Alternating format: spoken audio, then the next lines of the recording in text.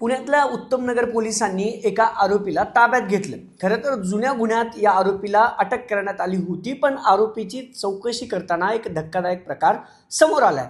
या आरोपीच्या मोबाईलवरनं एक ट्रान्झॅक्शन पोलिसांच्या नजरेत आलं। जवळपास 300 जणांचं हे ट्रान्झॅक्शन होतं, अमाऊंट ट्रान्झॅक्शन, आणि त्यातून एक मोठं ड्रग्स रॅकेट या पुणे शहरातल्या उत्तमनगर, वारजे आणि शिवणे परिसरात सुरू असल्याचं पोलिसांच्या लक्षात आलं। आणि आता त्यानंतर जवळपास या सगळ्या प्रकरणी 8 आरोपींना पुणे पोलिसांनी ताब्यात घेतलंय। मोठं हे सगळं ड्रग्स रॅकेट असल्याचं बोललं जातंय। विशेष म्हणजे पोर्टर जे डिलिव्हरी ॲप आहे, त्या ॲपवरून हे सगळे ड्रग्स डिलिव्हरी व्हायची अशी धक्कादायक माहिती समोर आली। आपल्यासोबत पोलीस उपायुक्त संभाजी कदम आहेत, त्यांच्या नेतृत्वात टीमने ही सगळी कामगिरी केली आहे। सर, काय प्रकार आहे नेमका हा सगळा ड्रग्सचा? तुम्ही म्हणताय की 300 जणांचं ट्रान्झॅक्शन आहे, 1 ग्रॅम ड्रग्स सापडले आपल्याला आरोपींकडून, पण हे जाळं खूप मोठं असण्याची शक्यता आहे, रॅकेट खूप मोठं असण्याची शक्यता आहे। अगदी बरोबर आहे। याच्यामध्ये आपल्याला एक किडनॅपिंगचा गुन्हा उत्तमनगर पोलीस स्टेशनला दाखल होता।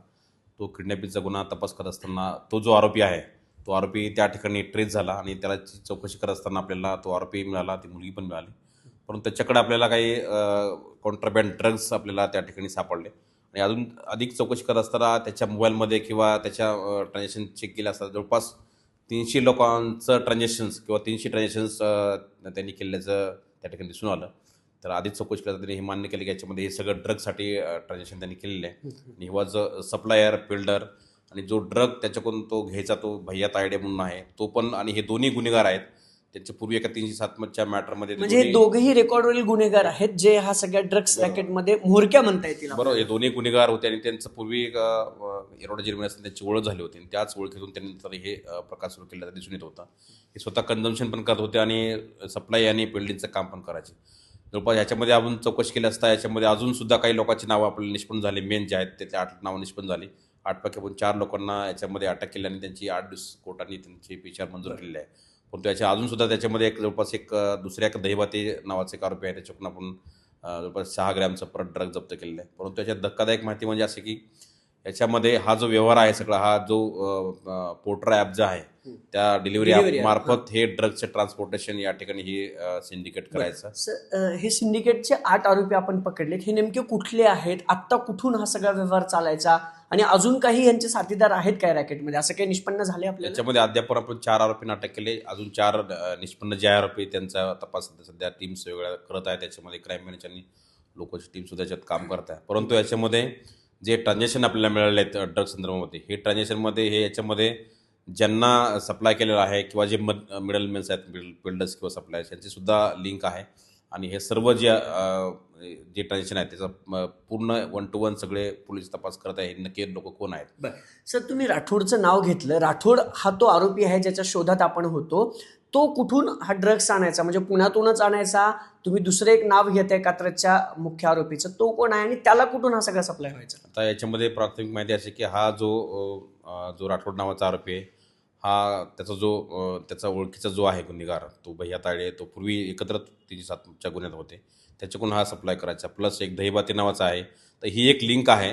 अजूनही त्या तायडेकडे अजून बऱ्याच लिंक असू शकतात आणि हे जे आपल्याला ट्रान्झॅक्शन सापडलं हे फक्त 3 महिन्याचं ट्रान्झॅक्शन आहे गुगल पेचं।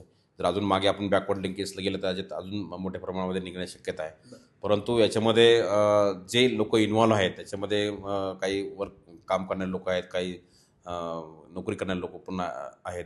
तर याच्यामध्ये आपण पूर्ण आता पोलीस याच्यामध्ये पूर्ण त्याच्यामध्ये 360 डिग्रीमध्ये याचा पूर्ण वर्कआउट करत आहे आणि याच्यामध्ये कुणालाही याच्यामध्ये स्पेअर केलं जाणार नाही। आणि ड्रग्स कुठल्या स्वरूपाचं असायचं सर? ते जे आता हे ड्रग आहे ते MD मेफेड्रिन नावाचं ड्रग आहे, ते ड्रग आपल्याला त्या ठिकाणी त्याचा ते कुठून यायचं असं काही कळलं? आता हे तपास जेव्हा आपल्याला मेन आरोपी सापडलेला सप्लाय जो आहे त्याच्यानंतर आपल्याला बाकीच्या सर्व गोष्टी याच्यात निष्पन्न होतील आणि पोलीस याच्यामध्ये खूप मोठी ॲक्शन किंवा कठोर ॲक्शन करण्याच्या याच्यामध्ये आहे आणि ते सर्व त्याचं वर्कआउट सध्या सुरू आहे।